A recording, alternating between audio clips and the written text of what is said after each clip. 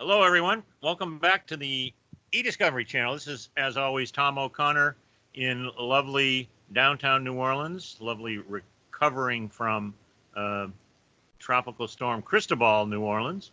Um, and I am, again, as always, joined by Rocky Messing in Tel Aviv. Rocky, how are you?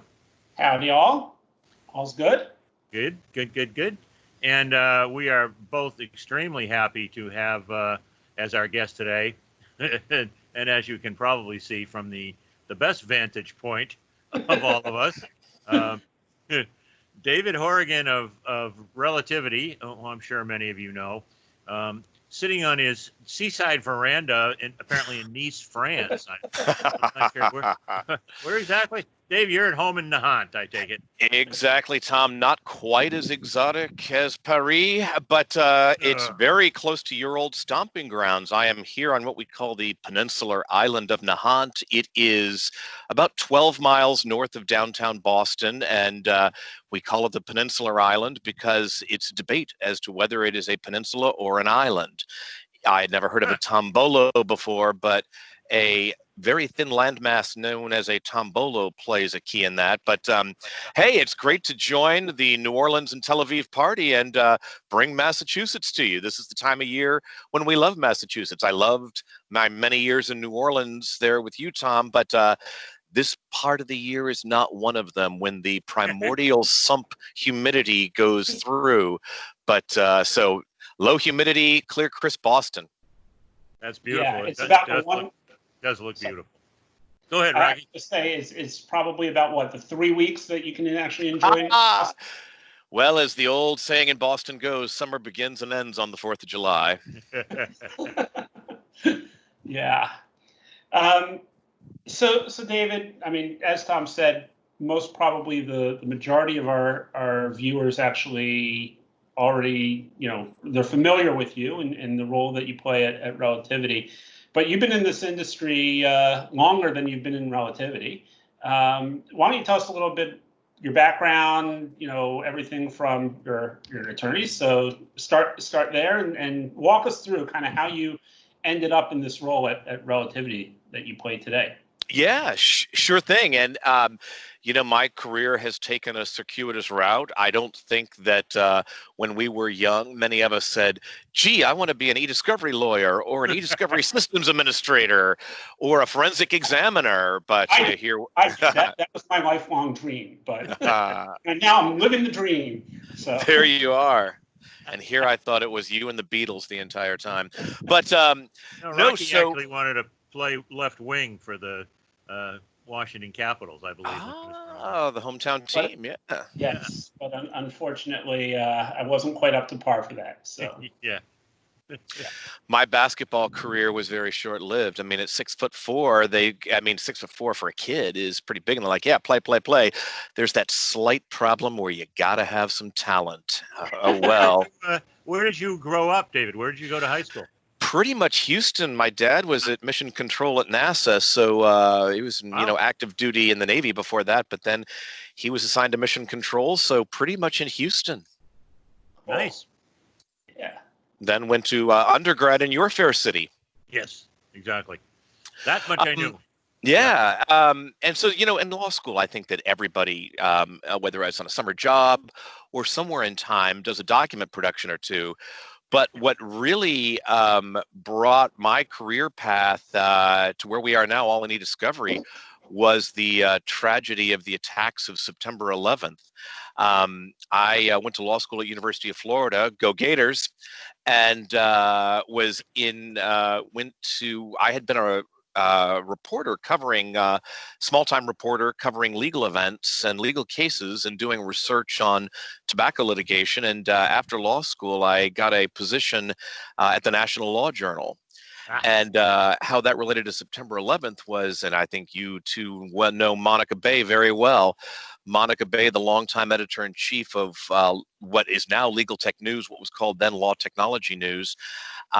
We were both assigned to go to the Trade Center, and I was a reporter for the National Law Journal, but Monica People didn't see it as a tech story. Turned out it was, but they didn't see it as a tech story. But Monica was also a photographer. So we started working after that. We did a long series on September 11th. We did a big legal tech presentation on our experiences at the World Trade Center on September 11th. And we could talk all day about that. It was a tragic day for the nation, but turned out it really wasn't a discovery story. And where it relates to the today, you know, we talk about SaaS and the cloud. It was not a SaaS world on September 11th, 2001. And a lot of those records were just gone. I have never seen so much cooperation in the legal profession as in the days after September 11th. You really learned about the Guild, where we're all part of one community. And, you know, all of New York City was that way for many days after September 11th. I'll never forget the first time we heard someone yelling at a bus driver. It was like, well, things are back to normal now. But after that, I reported for the National Law Journal from Frankfurt, Germany for a couple of years. And then there's, you know, you got to pay off those pesky student loans. So I decided. Wait a minute. I got to interject here. Yeah. Frankfurt, Germany, National Law Journal. Give us a little explanation there. Well, you know, our good friend. That sounds like the dream assignment. Yeah, it was. Well, the funny thing is, our good friend Bob Ambrogi was my editor-in-chief at the National Law Journal. And I had been trying to convince him for years. The real story of how it came to be is that my girlfriend at the time was finishing her PhD in Frankfurt. So I wanted to go there. So I'm always trying to sell it to Ambrogi. Like, look, I'll be 6 hours ahead. Deadlines will be great. And I wasn't able to sell that until Bloomberg came along. And Bloomberg started poaching National Law Journal, American Lawyer, Media lawyers. And so suddenly the negotiations got much better. And sorry, I also have to interject. Yeah. Since you did your go Gators. Bloomberg, go Blue Jays. Yay, there you go. Johns Hopkins. Let's all go Baltimore. But yeah, it was over there for a couple of years. So came back in-house and was in-house counsel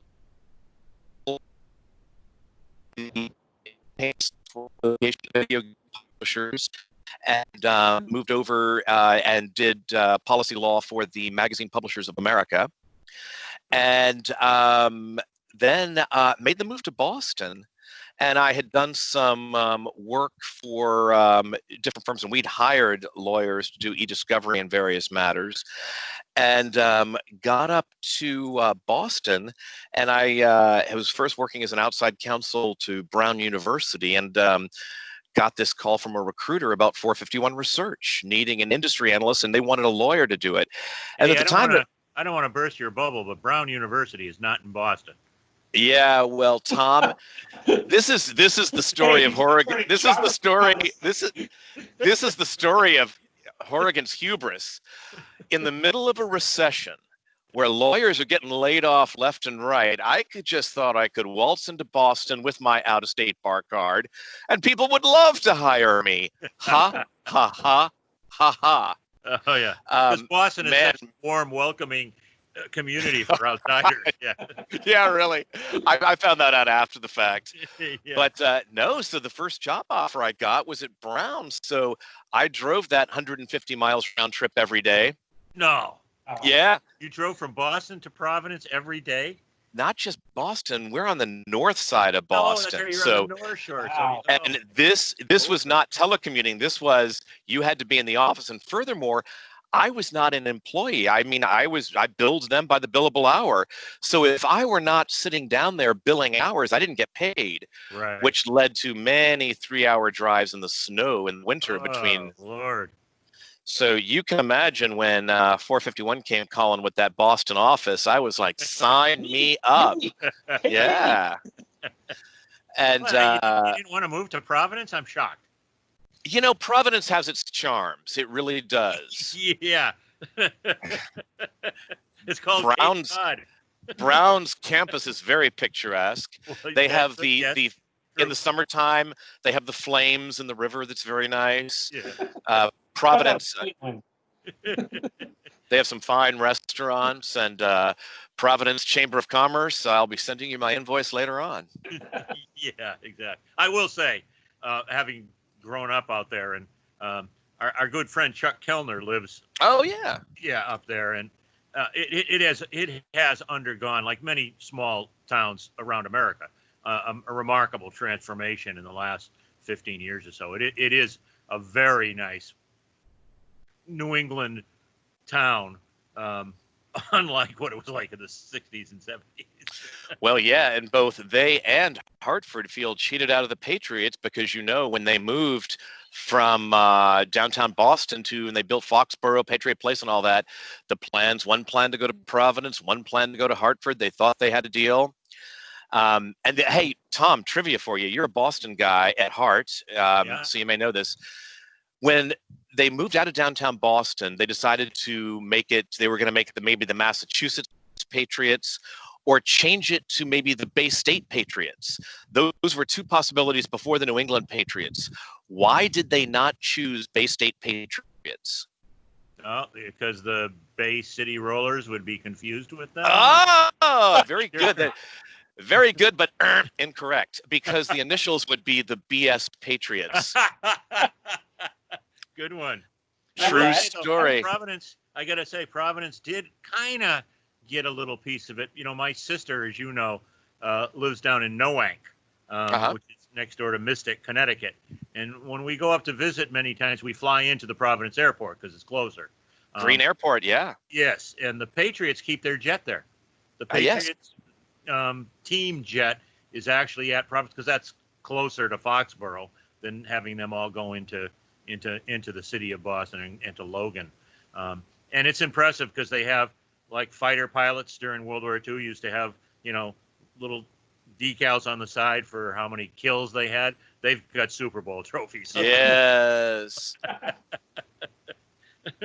That airport is right near the place of my birth, United States Naval Air Station, Quonset Point, Rhode Island. Oh, yeah, sure. And any Navy veteran who hears I was born at Quonset Point, like, oh, I'm so sorry. That's because they literally had Quonset huts there on the cold shores of Narragansett Bay. Now, Newport is also around there, but they are in their warmed veranda, looking out on the sea. They're not shivering in Quonset huts. And the irony here is that I was almost born on the sunny and majestic shores of U.S. Naval Air Station, Pensacola, Florida. But that Yankee Navy took my poor pregnant mother off the sunny shores of her Florida homeland, brought her to give birth in Rhode Island. There you go.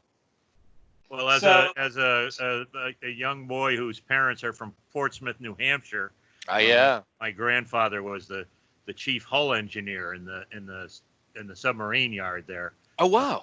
I feel your pain because Portsmouth, New Hampshire, and NAS Quonset were pretty much sister cities. Yeah, no doubt. But to get Rocky back in this conversation, of all the places I have lived, I really like, now I know Rocky is in Israel now, but historically he's been in the nation's capital area, the Baltimore, Washington area. I practiced in DC for 6 years, and I love DC. Not in August, but all the rest of the time. I think DC is great. Yeah, and as long as you can deal with traffic, then generally you're okay. Yeah, touche. Yeah, but so okay. You're back at 451 now. You're doing all kinds of analyst work and looking at the industry, and then you shift over to relativity. So first of all, what was that shift like? I mean, it's going from a position where you really are looking at everything within the industry and having really your say, whatever you want to say, and having everyone approaching you. To going to work for one specific software vendor, obviously a very large software vendor in the space. Most people would say the top software vendor in the space. But that's got to be quite a shift in terms of attitude and approach, and kind of what was the thought process there? All of the above. I'm sorry, I keep interjecting, but now I also... No, please. How were you able to continue your lifelong quest to not work in the city where your employer especially relativity, right? They were notorious for everybody had to come to Chicago I actually turned down a job with them many years ago because they wanted me to move to Chicago, and I love Chicago, but I wouldn't leave New Orleans. How did you pull that one off? Yeah. My understanding was that Steve Cooling, who was our VP of International, was at the time Kate Cura's first international employee. And I was like in the single digits, and I may have been the first stateside. I'm not sure about that, but definitely one of the first two stateside. And you're right. The Relativity Kate Cura culture was, hey, we're a Chicago-based company. We're all here in Chicago. Yeah. Part of the thing is, and I had to wear the dual hats of any industry analyst. Not only did I cover the e-discovery industry and all the software companies in it, but we were also consultants to the companies. So you really have to have your own conflicts wall in your own head. In fact, before every briefing, I would have to go back over and look at my notes to see what was on the record, what was off the record, and what was NDA, what was not NDA. And back in those days, after the tragic Weinstein Me Too situation, NDA became a dirty word. When I was in the analyst word, NDA was a beautiful, lovely word. It was your security blanket. It was like going in to talk to your doctor, your priest, your therapist. You could say anything because, it wasn't going anywhere under an NDA. And now NDA is a dirty word, but it really was helpful.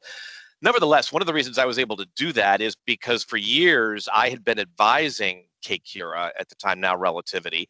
And so it was almost as if I were working for them already, at least my half that was not the independent analyst was.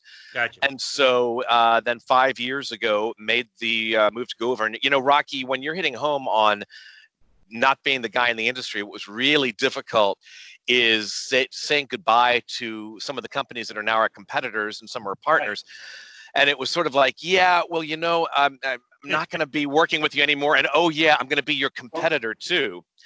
And right. I was really concerned that once I went to work for a vendor, quote unquote, that nobody would read my stuff anymore and the speaking invitations would dry up because, well, he's just the marketing guy now. Luckily, that hasn't happened. And I like to think it's because we do a good job of making sure that we don't do sales pitches by the podium.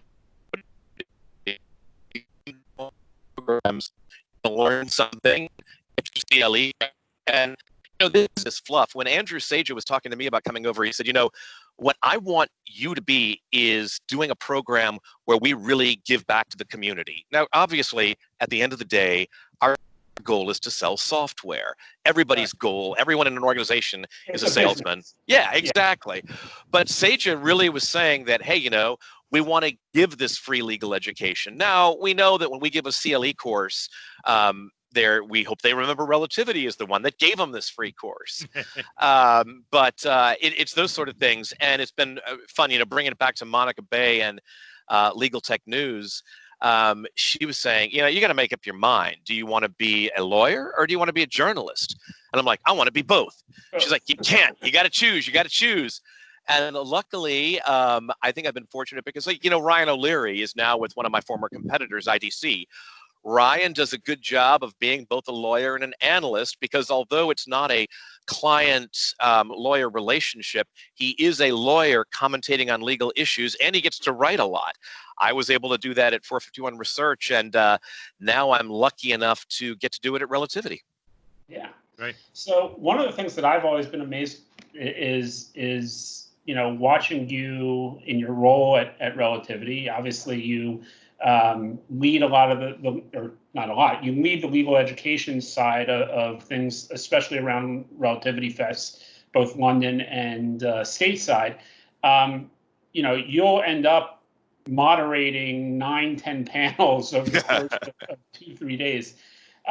Any tips for people, as a veteran moderator, any tips for people who are either moderating their first panel or they're going to be on a panel, things that you've really seen over the last couple of years that help from a audience engagement standpoint? What are the things that you focus on when moderating a panel?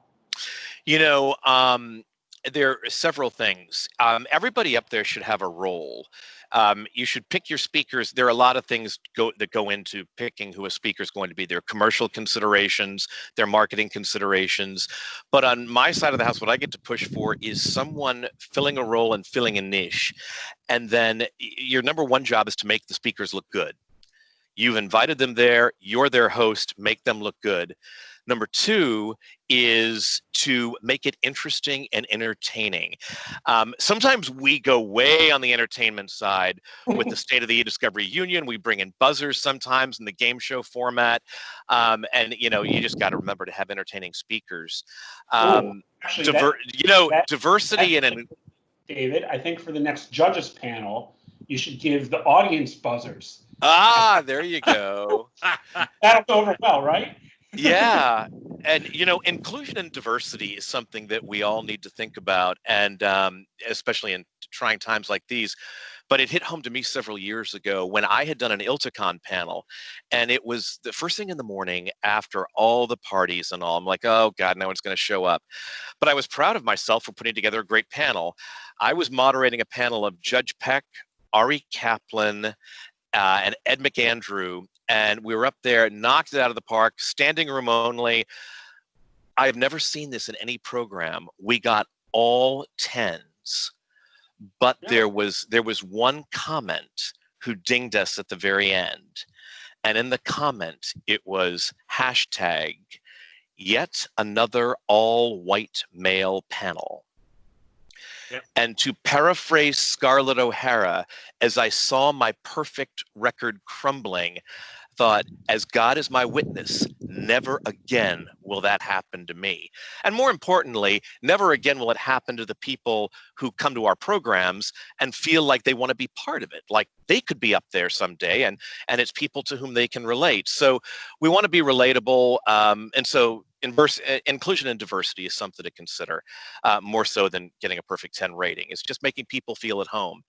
And that's the key. If you make the speakers relaxed, you make the speakers feel at home. Also, never, ever, this is lawyer training too for litigators, never ask a question to which you do not know the answer. Furthermore, never ask a question to which your speaker does not know the answer. The Honorable Nora Berry Fisher, Senior U.S. District Judge, Western District of Pennsylvania, is, you know, she's a former legal.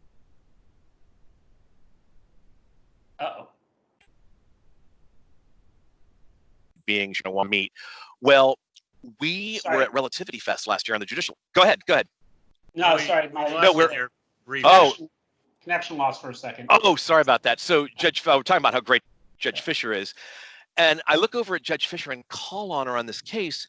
She gives me this deer in the headlight stare, like, Horrigan, what in the expletive are you doing? But takes the ball and runs with it. As she was about halfway through, suddenly realized, Horrigan, you have broken your rule as a good host. Prior to the beginning of the session, we had switched the order of the judges at the last minute. I have a big deal where speakers, judges, anyone should be listed in alphabetical order. It just prevents problems. So I switched the order of the chairs, but I did not switch the order of my questions. So here I am asking her, Judge Rodriguez's question, and I'm like, oh man, but she was a trooper, came through with flying colors. So here's a question, though. This is a problematic question. How do you keep control of the speakers once they are and get that microphone in their hands? How do you pry the microphone out of their warm, sweaty palms? Right. You know, we've all spoken. You know, all three of us have been on panels where you want to speak first, because if you don't speak first, you're never going to see the microphone again. How do you deal with that? I've had to cut off speakers before. I try to do it as in a friendly way as possible, but we always go over time. You know, the judicial panel at Relativity Fest used to be an hour and a half, and I wish it were still, because we run out of time every time. And so more than one year I've gone, all right, lightning round, 30 seconds, Judge Matthewman. And so that sort of works. but it's really tough sometimes. You've got to really stake out what the time limits are, because otherwise, and it's not that people are necessarily attention hogs, they just get going and they forget, and that's why the moderator's job is to bring the train Some back of them on are the rails. attention hogs. All right, well, yes, maybe Come on. some, maybe some. But you know, there I are thought your personal topical. highlight was adding the session several years ago, which I was honored to be asked to participate in, called Beer and Bloggers. And I really thought adding alcohol to the mix of a presentation was always a good idea. Yeah, you know, that and thank you, Tom, for being on that. Of course, Rocky was part of our keynote with Judge Francis at Relativity Fest London. So Horrigan gets by with a little help from his friends. Thank you both for being speakers. It's an honor to always have you both. My favorite. It's my favorite show in the sense that you really have, because it's users in one sense. It's a user conference, but it's like a user conference on steroids because of your educational sessions. The you know, the interplay and the participation is really great. How's that transferring into Relativity Fest virtual, which I know you've done for this year? You know, I'm disappointed because for the past decade, I've been in Chicago every fall for Relativity Fest. And, you know, I am not going to lie. I think you lose something not being there in person. As a moderator, your job is much more difficult because I can make eye contact with the speaker, let them know, okay, you're next, and you miss that interaction. But there are plus sides. Way more people can now attend Relativity Fest. Yes. And it's free. Our costs are reduced, so are yours. And I think that is again a great strike by you folks to recognize that and to do that. There are a number of other conferences which are still going forward that have not done the same thing. Yeah, you know, in my mind, it's inclusion and diversity issue as well. In my mind, inclusion and diversity includes age, gender, orientation, sexual preference, what have you. But it also includes people who need this content but can't afford to pay for a plane ticket and a hotel in Chicago and then pay a registration fee. So it goes back to Seja trying to give something back. And I hope everyone will come because we're going to bring it to a larger audience. And that's what happened in London. This was by far the biggest Relativity Fest London because people could do it more conveniently. So tell us the dates again. Do you have them in front of you? September 23rd through 23rd. And I think we lost you. In fact, it's going to be. We lost you on a little blip there. Could you repeat that date? Yeah, sure. Those dates are September 21st through 23rd. And so it's a little bit earlier than it has been in previous years. Right. Yep. Right. Only October. And it's really nice also. I like the fact that, you know, Relativity Fest London, you were able to watch it on your own time. It wasn't, you know, especially with overlapping sessions and things, you could go in and, you know, watch them all because you weren't restricted to only the one that you picked out of the 5 great sessions that were all taking place at the same time. So, yeah, looking forward to that. Okay, so we're running close to time. I want to ask one more question, and Tom, I'll let you go with one more question. All right. So, you know, having now been really focused on e-discovery for the last 10 years, you know, specifically on e-discovery and on the legal technology industry for a little bit longer, what have you seen over the last, you know, whatever, over your career, what have you really seen that's changed, that's had the biggest impact on the industry across the board? I think the consumerization of technology, if we didn't have everybody with an iPhone and everyone was streaming digital content, I don't think you would have ever gotten law firm partners out doing SaaS discovery, letting associates work remotely on their remote devices to do work for the firm. It would have happened eventually. But I think the consumerization of technology is what really has changed everything fundamentally. I mean, how can you say that, it's the old adage that someone's told they're at a bar event, and they ask, all right, lawyers, how many of you do legal work in the cloud? And maybe there's a trickling of hands. Right. Please hold up your mobile phones, and they're all doing stuff on iPhones. Right. So the cloud is fait accompli, and the consumerization, and thank you, Rachi, and your colleagues at Microsoft for leading the way. I think you guys have a lot to do with the fact that it's consumerized and we're all using it. Yeah. Cool. So, Tom, take us out. Okay, so in the great journalistic tradition, I actually have a follow-up question to my last question about Relativity Fest before I do my final question, and that is, given the plethora of virtual conferences that are going on, and especially your activities in Relativity Fest, how much are you looking forward to the Nahant 6th grade graduation parade on Thursday, which I understand is a live event? It is indeed, but we will be taking social precautions. And Good, if good. Our viewers can see back there by the beach, we'll be going right along that road by the beach, and so we'll be going right along there. Excellent. Awesome. Do you have a 6th grader graduating, or we do? Little Lexi is graduating 6th grade. There we go. Kudos to little Lexi. So my final question is one that we ask every week or every other week of our guests, and that is, if you were able to spend an entire day just chatting like this with somebody from our profession, and they could be living or dead, who would that person be? And why? All right. Well, besides you two, of course. I'm not going to include all of the great judges, attorneys, technologists, paralegals who would make a fascinating conversation for a day. I'm going to go with someone who's no longer with us because, those are more precious experiences. And Tom, it will come as absolutely zero surprise to you that I'm going to go with our good friend Browning.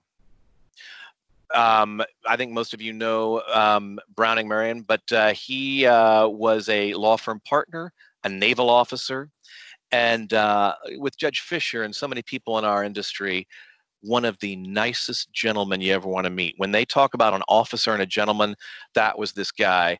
He and Chris Dale and I were speakers at a conference once, and Browning saw my bag of all these cords and cables came out, and he said, "David, I want to give you something." And it was the coolest little gadget that keeps all your cables from going all over the place. And that's just the kind of guy he was. Frankly, I don't know how the dude got anything done because he was so busy helping everybody else. And I would see him at conferences. He would spot with no one to converse or talk. And Brian would go and introduce himself, and the kind of guy he was. And so many great war stories from a true gentleman. I met him years ago, as many people know, in San Diego when I first moved there. And I used to love to go up to his office because he had a view very much like yours, except he was looking over the San Diego Bay, across the bay at the Coronado NAS North Island. And we used to just sit there and talk about, he of course came from the North Shore of the Boston area originally, and we talked an awful lot about his years in the Navy, and we talked about a lot of things except for legal technology. I also wondered how he got stuff done, but he was a great guy. I miss him terribly. Yeah, he was one of the few people who when I was a youngin, coming up in the industry, and I'd go to shows, and like he was always willing to just take the time, speak to anyone, give advice, just give pointers on things to look for and things to watch out for within the industry. He was amazing. Yeah. So great guy. Good choice. Horribly missed. Yeah. Well, gentlemen, we've come to that time. Parting is such sweet sorrow. Browning, of course, as you both know, loved to quote Shakespeare. That's like one of the only two quotes I know from Shakespeare. But David, thanks for joining us. Really enjoyed our time together. Look forward to when we'll be able to do it again in person. Hopefully, recreate our last personal meeting at the Carnegie Club in New York Yeah. City, which was a wonderful evening with Rocky. Your brother Shimmy was there. I forget, David, who else was with us? Weren't there some other Relativity people? David Kilgore from Rackspace was with us. That's right. That's right. Yeah. And then Rocky and Shimmy's quasi family member was there, quite charming. Stephanie was with us. Stephanie was there too. So. Yeah. Although, yeah, I do think we really should do it on your deck at some point. Indeed, we'll bring the cigars, beverages for all. Well, gentlemen, it is an honor to be with you, and more than an honor, it's a ton of fun as always. All right, thanks again, David. Really enjoyed it. Rocky, thank you, and. To all our viewers and/or listeners, we'll see you again in 2 weeks in the eDiscovery channel. Thank you. See you guys.